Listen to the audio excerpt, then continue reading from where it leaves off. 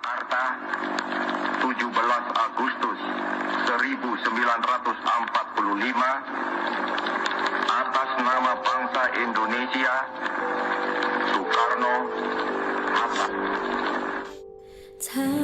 Sebelum kemerdekaan Indonesia diproklamasikan, bahasa Indonesia merupakan salah satu dialek bahasa Melayu. Telah berabad-abad, bahasa Melayu dipakai sebagai alat perhubungan antar penduduk Indonesia yang terdiri dari berbagai suku dan bahasa. Pada masa penjajahan Belanda, bahasa Melayu juga dipakai sebagai bahasa perhubungan yang luas. Bahkan, komunikasi antara pemerintah Belanda dan penduduk Indonesia yang memiliki berbagai macam bahasa juga menggunakan bahasa Melayu.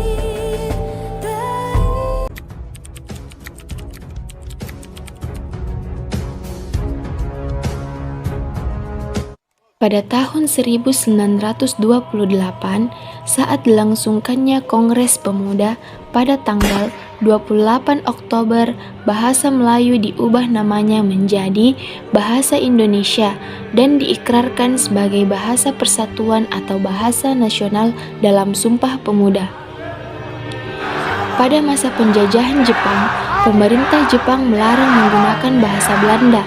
Pelarangan ini mempunyai dampak yang positif terhadap perkembangan bahasa Indonesia. Saat itu, pemakaian bahasa Indonesia semakin meluas.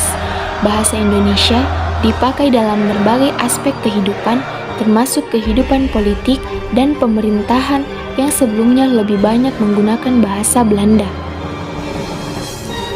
Setelah kemerdekaan Indonesia diproklamasikan pada tanggal 17 Agustus 1945, pada tanggal 18 Agustus 1945 ditetapkan Undang-Undang Dasar 1945 yang di dalamnya terdapat pasal yang menyatakan bahwa bahasa negara adalah bahasa Indonesia.